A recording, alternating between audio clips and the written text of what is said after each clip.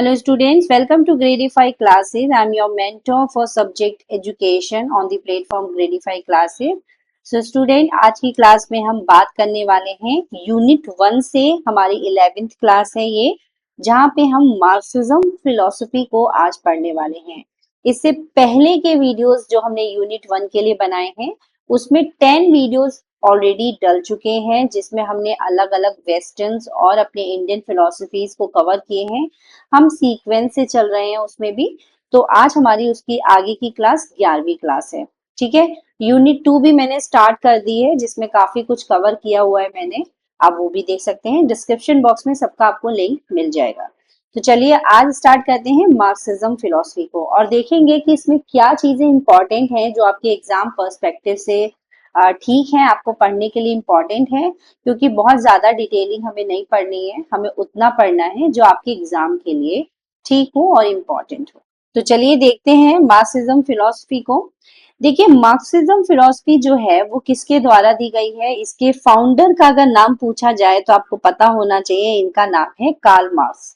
किसी भी फिलोसफी को पढ़ना है तो उसके जो फाउंडर नेम है उनको आपको याद अच्छे से होना चाहिए। ठीक है, तो मार्क्सिज्म जो फिलोसफी है वो कार्ल मार्क्स के द्वारा दी गई थी और इन्होंने जिस चीज पे एम्फेसाइज किया है, ज्यादा जिस चीज पे इन्होंने फोकस किया है वो है सोशल क्लासेस। ये बात करते हैं सोशल क्लासेस की, यानी सामाजिक जो वर्ग हैं उनके बारे में ये बात करते हैं। अब ये जो सामाजिक वर्ग है किन दो वर्गों में बटा हुआ है, किसकी ये बात यहाँ पे करते हैं, तो ये कहते हैं कि प्रोलिटरेट क्लास जो है और जो कैपिटलिस्ट क्लास है, यानी कि जो हमारा वर्ग जो है श्रमिक वर्ग और जो पूंजीवादी वर्ग है, इनके बीच जो कन्फ्लिक्ट होता है, इनके बीच जो प्रॉब्लम्स चलती है, स्ट्रगल चलता है, ये उस चीज को अपनी थियोरी में फोकस करते हैं, उस चीज पे ये बात करते हैं कि हमेशा से जो एक प्रोलिटरेट क्लास है और जो कैपिटलिस्ट क्लास है उनके बीच जो कन्फ्लिक्ट होता आया है उसको इन्होंने अपनी थ्योरी में जगह दी है, उसके ऊपर इन्होंने बात की है। इनकी जो थ्योरी है वो इकोनॉमिकल, सोशल और पॉलिटिकल, इसके अराउंड डेवलप होती है इनकी थ्योरी, कार्ल मार्क्स की थ्योरी। और ये बात करते हैं कि जो हमारे सोसाइटी में जो सोशल वर्ग जो बना हुआ है प्रोलिटरेट क्लास के बीच में और जो कैपिटलिस्ट क्लास है उसके बीच में जो कन्फ्लिक्ट होता आ रहा है, उसकी वजह से हमारा जो समाज है, सोसाइटी है, वो दो भागों में डिवाइड हो चुका है। और ये जो इनकी थ्योरी है ये इकोनॉमिकल, पॉलिटिकल और सोशल तीनों ही एस्पेक्ट्स को देखते हुए बात करती है, उसी पे इनकी थ्योरी जो है वो डेवलप हुई है। ठीक है, तो आगे दिखेगा अकॉर्डिंग टू मार्क्सिज्म क्या है कि जो हमारी सोसाइटी है वो डिवाइड होती है दो पावर पे, एक इकोनॉमिक्स पावर पे डिवाइड होती है और एक क्लास कन्फ्लिक्ट पे डिवाइड होती है। ये किसके अकॉर्डिंग हम बात कर रहे हैं, मार्क्सिज्म के अकॉर्डिंग। वो कहते हैं कि जो हमारी सोसाइटी है वो दो बेस्ड पे डिवाइडेड है, पहली हमारी आर्थिक शक्ति यानी इकोनॉमिक पावर और दूसरी हमारी क्लास कन्फ्लिक्ट यानी वर्ग संघर्ष। इसके आधार पे जो हमारा समाज है, जो सोसाइटी है, वो डिवाइड हो चुका है। ठीक है, इसे देखेंगे कि हमारी लाइफ का जो हर एक एस्पेक्ट्स है वो काफी इन्फ्लुएंस होता है, उस पर काफी इम्पैक्ट पड़ता है अगर हमारी सोसाइटी इकोनॉमिक्स पावर में और क्लास कन्फ्लिक्ट में एक दूसरे से डिवाइड है, तो इसका इम्पैक्ट सीधा सीधा हमारी लाइफ में पड़ता है। और हमारी लाइफ में जो एजुकेशन है, क्योंकि हम एजुकेशन के स्टूडेंट हैं तो हमें एजुकेशन के एस्पेक्ट्स में बात करनी है। तो यस, इंक्लूडिंग एजुकेशन भी ऐसी चीज है जिसपे अगर इकोनॉमिक या सोसाइटी में कोई भी तरह का इश्यू होता है, क्लास कन्फ्लिक्ट होता है, किसी भी तरह की प्रॉब्लम्स आती हैं, वो हमारी एजुकेशन में आप देखेंगे कहीं ना कहीं इम्पैक्ट करती हैं। अभी हाल फिलहाल का ही आप केस देख लीजिए, जो पहलगांव अटैक हुआ, जिसकी वजह से हमारे देश में जो वॉर की सिचुएशन तक आ गई, काफी हद तक वॉर भी हो गया, तो उसे कई जगह के जो एग्जाम्स थे वो भी कैंसिल कर दिए गए। तो कहीं ना कहीं इम्पैक्ट तो पड़ा ना हमारी सोसाइटी की वजह से। हमारी सोसाइटी में जो प्रॉब्लम्स हो रही हैं, दूसरे देश से, दूसरी कंट्री से वॉर हो रहे हैं, उसका रीजन ले लीजिए, या जब हमारी सोसाइटी में कोई क्लास कंफ्लिक्ट होता है, कोई इकोनॉमिक कंफ्लिक्ट होता है, जब हमारे देश में कोई अशांति होती है, तो उन सबको अगर हमारी लाइफ के हर एक एस्पेक्ट्स पे असर देखें तो पड़ता ही है। और अगर उसमें हम बात करें कि एजुकेशन की, तो डेफिनेटली एजुकेशन भी हमारी लाइफ का एक हिस्सा है, एक पार्ट है, तो उस पर भी कहीं ना कहीं इम्पैक्ट पड़ता है। ये मार्क्सिज्म के अकॉर्डिंग ये थ्योरी कहती है, और कहीं ना कहीं ये चीज बात हमें देखने को भी अपनी सोसाइटी में मिलती है। ठीक है। मार्क्सिज्म का मानना है कि जो हमारे स्कूल्स हैं, जो एजुकेशनल इंस्टीट्यूशन है, वो एक टूल्स के रूप में यूज किए जाते हैं, किसके थ्रू? रूलिंग जो क्लास है वो अपनी पावर को मेंटेन करने के लिए जो हमारे स्कूल्स एंड एजुकेशनल इंस्टीट्यूशन है उसको एक टूल्स के रूप में यूज करते हैं। यानी वहां पे अपनी जो पावर है वो बनाए रखना चाहते हैं। रूलिंग क्लास की यहाँ पे इन्होंने बात की है।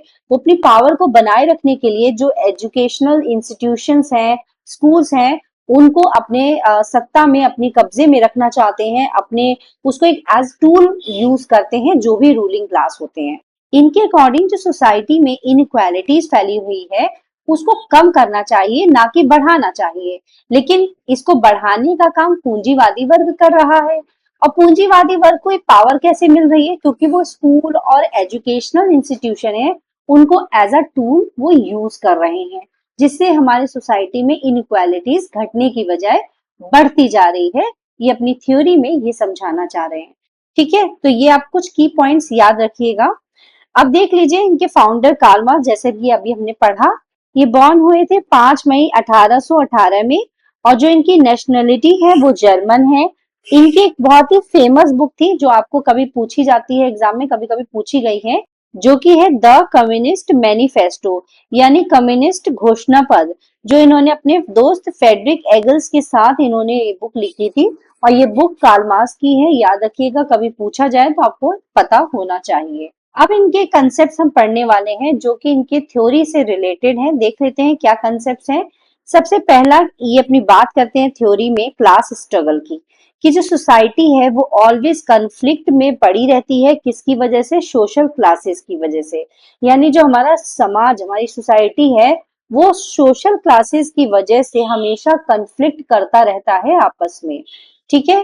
दूसरा इनका टर्म दिया हुआ था कि हिस्टोरिकल मेटेरियलिज्म, यानी ये बात करते हैं कि जो ऐतिहासिक भौतिकवाद है उसकी।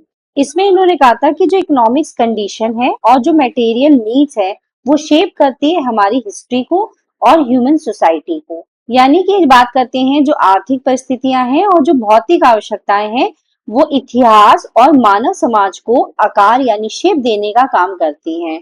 ठीक है। नेक्स्ट इनका है बेस एंड सुपर स्ट्रक्चर की बात करते हैं अपने कंसेप्ट में, जहां पे बेस क्या कहते हैं? इकोनॉमिक्स को ये बेस बताते हैं, यानी means of production like factories और लैंड। यानी जो इकोनॉमिक्स है वो एक बेस का काम करती है। और अगर बात करें कि अपनी थ्योरी में सुपर स्ट्रक्चर की बात किसको कहते हैं, यानी कल्चर, रिलीजन और एजुकेशन, इनको ये क्या बताते हैं? सुपर स्ट्रक्चर, जो कि हमारी बेस पे डिपेंड होती है। यानी हमारी जो संस्कृति है, धर्म है, शिक्षा है, वो बेस से यानी हमारी इकोनॉमिक से वो कहीं ना कहीं प्रोड्यूस होती है, उसी के आधार पे बनती है। और education is the part of super structure and serve the interest of those who control the economic. जो इकोनॉमिक को कंट्रोल करना चाहता है, एजुकेशन उसकी हेल्प करती है एज सुपर स्ट्रक्चर के रूप में। तो यहाँ पे बात की गई है कि अगर बेस किसको कहा गया है? बेस कहा गया है इकोनॉमिक्स को। सुपर स्ट्रक्चर की अगर यहाँ पे बात की है कल्चर, रिलीजन और एजुकेशन, तो हमारा एजुकेशन एज सुपर स्ट्रक्चर काम करता है। जो भी व्यक्ति ये समाज में जो इकोनॉमिक पावर है उसको मेंटेन करना चाहता है, उस पे अपनी जो सत्ता है वो बनाए रखना चाहता है, तो उसमें हमारी जो एजुकेशन है एज सुपर स्ट्रक्चर हेल्प करती है। ठीक है। आइडियोलॉजी की अगर इनकी बात करें तो एजुकेशन स्प्रेड करती है जो रूलिंग क्लास है उनकी आइडियोलॉजी को, और हाइट किस चीज को करती है? जो रियल इनइक्वालिटीज हैं उनको। यानी शिक्षा जो है शासक वर्ग की विचारधारा को फैलाती है, स्प्रेड करती है, और जो रियल में जो इनइक्वालिटी सोसाइटी में फैली हुई है उनको छिपाती है, यानी उनको हाइड करती है। ठीक है। यहाँ पे किसकी बात कर रहे हैं हम? एजुकेशन की बात कर रहे हैं। एजुकेशन जो है वो जितने भी हमारे जो मेन रूलिंग क्लास के लोग होते हैं उनको, उनके विचारों को काफी स्प्रेड करती है समाज में, जिससे समाज के लोग उससे इन्फ्लुएंस होते हैं। और जो रियल इनइक्वालिटी समाज में जो फैली रहती है उस पे ध्यान ही नहीं जाता है कि उस पे हम कुछ काम कर सकें, उसको हाइड कर देती है। इसमें सबसे बड़ा रोल किसका है? एजुकेशन का। ये बात मार्क्सिज्म में जो कार्ल मार्क्स है वो कहते हैं।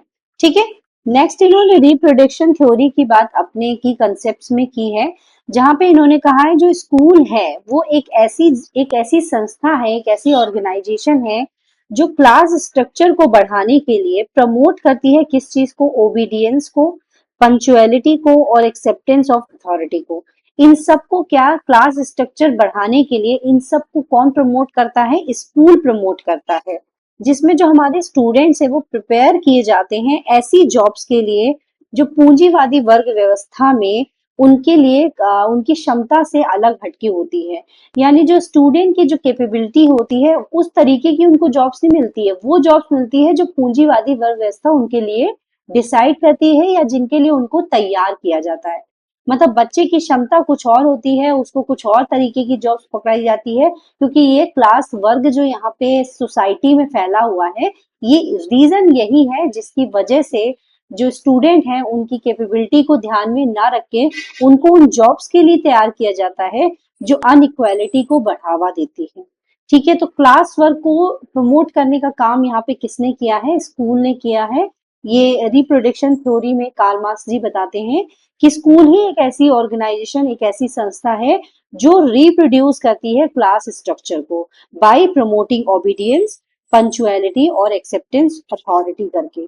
तो ये कुछ की कंसेप्ट्स हैं जो कार्ल मार्क्स ने दिए थे, जिसमें हमने पहली बात की थी क्लास स्ट्रगल की, दूसरी हमने बात की थी हिस्टोरिकल मटेरियलिज्म की, इसके बाद हमने बेस एंड सुपर स्ट्रक्चर्स के बारे में बात की थी कि बेस हमारा इकोनॉमिक्स है और जो सुपर स्ट्रक्चर्स हैं वो कल्चर, रिलीजन और एजुकेशन आते हैं इसके अंडर में।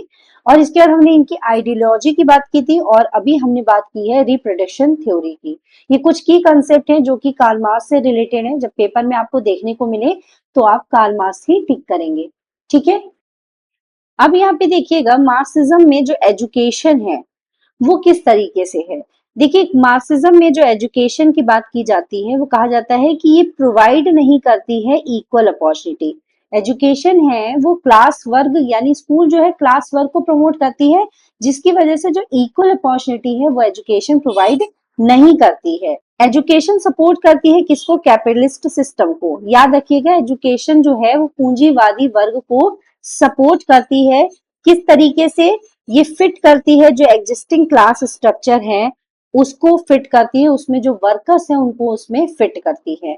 ठीक है, इस तरीके से ये सपोर्ट करती है कैपिटलिस्ट क्लास को यानी पूंजीवादी वर्ग को। स्कूल प्रमोट करता है रूलिंग क्लास को, जैसे वैल्यूज देकर, कौन कौन सी, डिसिप्लिन, हायरार्की वैल्यूज और कंपटीशन। ये वैल्यूज देकर जो स्कूल है वो प्रमोट करता है रूलिंग क्लास को। स्टूडेंट जो है जो बहुत सारी रिच फैमिलीज से आते हैं वो बेटर एजुकेशन ले पाते हैं, उनके पास बेटर अपॉर्चुनिटी होती है। वहीं जब हम पुअर स्टूडेंट्स हैं अगर उनकी बात करें तो उनका लोअर पेइंग जॉब्स के लिए उनको तैयार किया जाता है और उनको ऐसी जॉब दी जाती है जो लोअर पेइंग हो। और जो रिच क्लास से बच्चे आते हैं उनको हाई पेड पे सैलरी पे जॉब मिलती है। यहीं पे जो हमारा जो क्लास स्ट्रक्चर है, जो अनइक्वालिटी है जो हमारी सोसाइटी में, उसको बढ़ावा मिलता है। ठीक है, तो यही बात की जाती है कि यहाँ पे इक्वालिटी देखने को नहीं मिलती है। इसीलिए इन्होंने कहा कि जो एजुकेशन है, जो मार्क्सवाद में एजुकेशन के बारे में कहा गया है कि शिक्षा समान अवसर को प्रदान नहीं करती है, श्रमिकों की जो मौजूदा वर्ग संरचना है उसमें फिट होने के लिए उनको तैयार करती है, पूंजीवाद व्यवस्था जो है उसका समर्थन करती है, स्कूल अनुशासन और जो प्रतिस्पर्धा है, पदानुक्रम है, जैसे शासक वर्ग के जो मूल्य हैं उनको बढ़ावा देती है। अमीर परिवारों के जो छात्र होते हैं, जो बच्चे होते हैं वो बेहतर शिक्षा, बेहतर अवसर प्राप्त कर पाते हैं। वहीं जबकि जो हमारे गरीब छात्र होते हैं उनको कम वेतन वाली नौकरियों में ढकेल दिया जाता है। ठीक है, तो ये क्लास कॉन्फ्लिक्ट के बारे में इन्होंने कहा है कि एजुकेशन उसको सपोर्ट कर रही है। करिकुलम अगर देखें तो करिकुलम एक नॉट न्यूट्रल के फॉर्म में है, यानी वो क्या नहीं है, वो तटस्थ नहीं है। ठीक है, नॉट न्यूट्रल यहाँ कहा गया है। करिकुलम को प्रमोट करती है ऐसी आइडियोलॉजी को जो रूलिंग क्लास से रिलेटेड हो, जो रूलिंग क्लास के जो उनकी सोच, उनकी जो आइडियोलॉजी है उसको प्रमोट करती है हमारा करिकुलम। और सब्जेक्ट्स लाइक जैसे हिस्ट्री पढ़ाया जाता है, इकोनॉमिक्स पढ़ाया जा रहा है, लिटरेचर पढ़ाया जा रहा है, जो कि ग्लोरीफाई करता है कैपिटलिस्ट क्लास को बट इग्नोर करता है सोशल इनजस्टिस को। उनको क्या करता है, उनको ये इग्नोर करता है।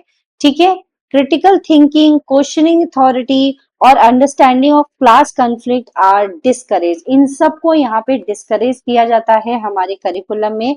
कहा जाता है कि एक बच्चा ना क्रिटिकल थिंकिंग कर सकता है, ना क्वेश्चन कर सकता है अपनी अथॉरिटी पे, और ना ही कोई क्लास कॉन्फ्लिक्ट जो है उसको अंडरस्टैंड कर सकता है। इन सबको बढ़ावा नहीं दिया जाता है, इन सबको डिस्करेज किया जाता है, यानी हतोत्साहित यहाँ पे किया जाता है। तो हिंदी में भी आप यहाँ पे देख लेंगे इसको। अब बात करते हैं रोल ऑफ टीचर। टीचर का क्या रोल है यहाँ पे मार्क्सिज्म में। जो टीचर है वो एक तरीके का एजेंट के रूप में काम करता है रूलिंग क्लास के। ठीक है, इन्फोर्सिंग करता है डिसिप्लिन और कंफॉर्मिटी को, जो कि क्या है हमारे अनुशासन और अनुरूपता, इनको क्या करता है, इन्फोर्स करता है एक टीचर। ठीक है, मार्क्सिज्म जो है पर्सपेक्टिव अगर उसकी बात करें तो teacher should be become change agent, helping student understand inequality and injustice. जो टीचर है उसको परिवर्तन एजेंट बनाना चाहिए और छात्रों में असमानता और जो अन्याय को समझने में मदद करे।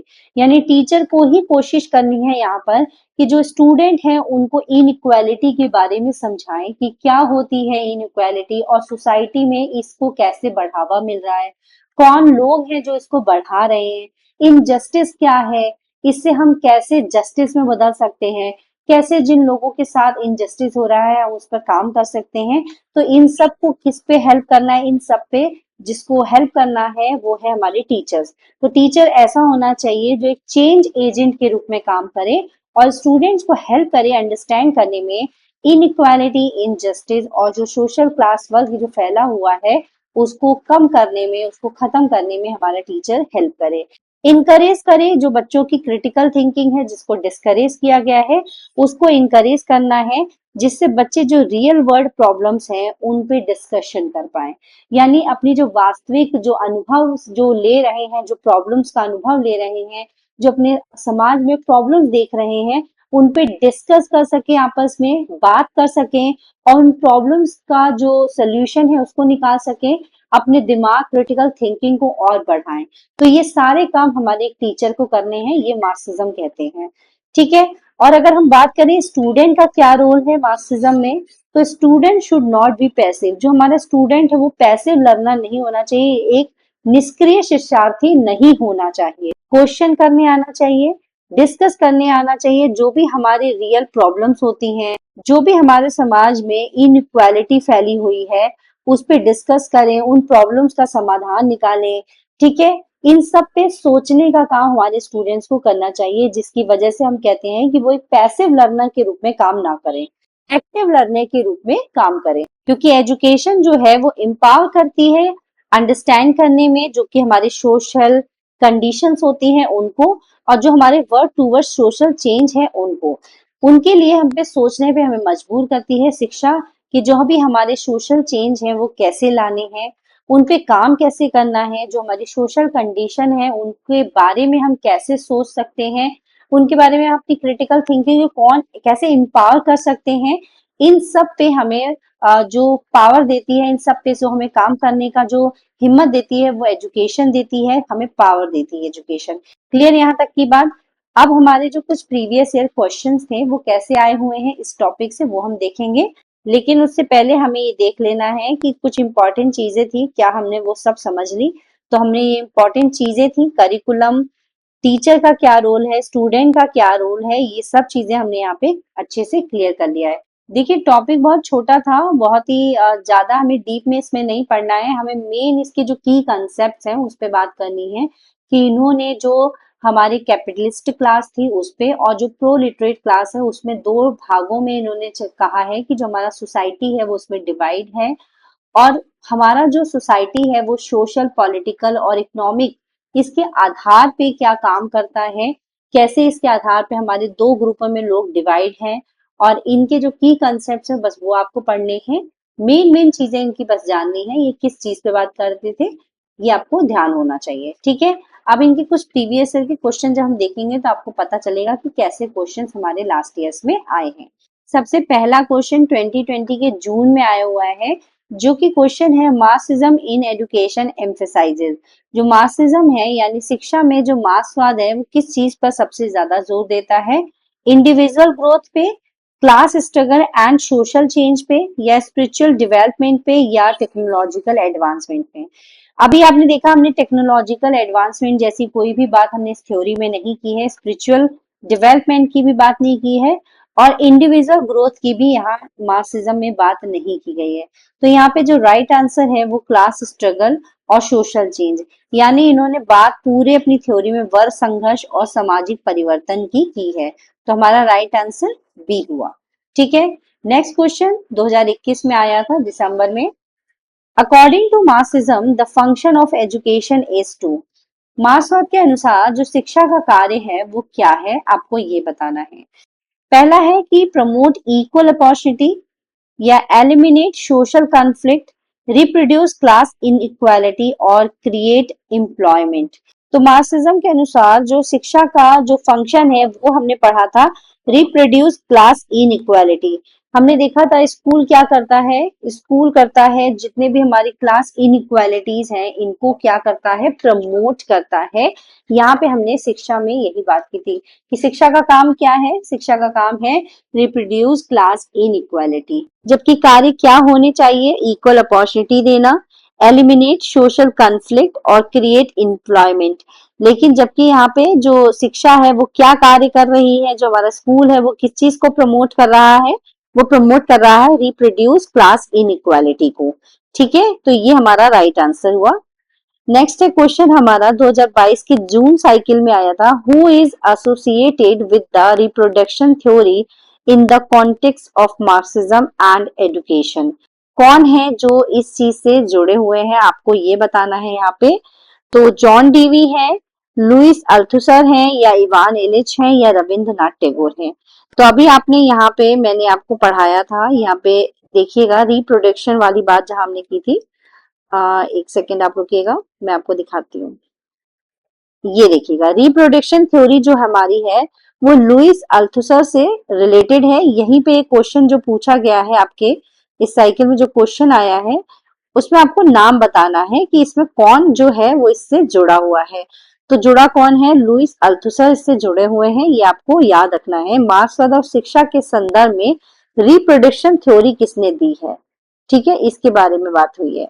नेक्स्ट क्वेश्चन देखिएगा, according to Marxism educators the role of a teacher should to be. ये हमारा होमवर्क क्वेश्चन है, इसका आंसर आप मुझे कमेंट में देंगे। तो एजुकेटर एक कैसा होना चाहिए आपको ये बताना है। Maintain discipline and order, transmit establish knowledge without any question, encourage critical thinking and awareness of social inequalities, preparing student for standardized test। इन सब के लिए आपको बताना है कि इसमें से कौन सा ऐसा परफेक्ट आंसर है जो कि एक रोल ऑफ टीचर का होना चाहिए मार्क्सिज्म के अकॉर्डिंग, आपको ये बताना है। ठीक है, तो यहाँ हमने ये टॉपिक अपना खत्म कर लिया है। ये टॉपिक में जितनी भी इंपॉर्टेंट चीजें थी वो हमने ऑलरेडी यहाँ पे डिस्कस कर लिए हैं। आप ब्लाइंडली इस टॉपिक को यहाँ से पढ़ के अपने एग्जाम में जा सकते हैं। कोई भी आपको डाउट रहता है तो आप मुझे कमेंट में जरूर पूछिएगा। और अगर ये वीडियो आपको पसंद आया हो तो प्लीज वीडियो को लाइक कीजिएगा, अपने दोस्तों से वीडियो को शेयर कीजिएगा और चैनल को सब्सक्राइब भी कीजिएगा। ठीक है स्टूडेंट, ये जो टॉपिक था यहाँ पे हमने आज कंप्लीट कर लिया है। इसके अलावा आपको इस टॉपिक से कुछ भी नहीं पढ़ना है। आपके यूजीसी नेट में अगर आप इतना कंप्लीट करके जाते हैं तो काफी सफिशिएंट है। क्वेश्चन डेप्थ में पूछे जाते हैं, जरूर पूछे जाते हैं, लेकिन टॉपिक की आपको जो की कंसेप्ट है ना वो समझ में आने चाहिए। तो किसी भी तरीके का आप टॉपिक से क्वेश्चन आए आप कर पाएंगे आसानी से। ठीक है, इसके की कंसेप्ट को बस अच्छे से समझ लीजिएगा, आपके लिए काम यहाँ पे हो जाएगा। तो चलिए मिलते हैं नेक्स्ट वीडियो में एक अनदर इम्पॉर्टेंट टॉपिक के साथ। तब तक के लिए student keep learning and take care.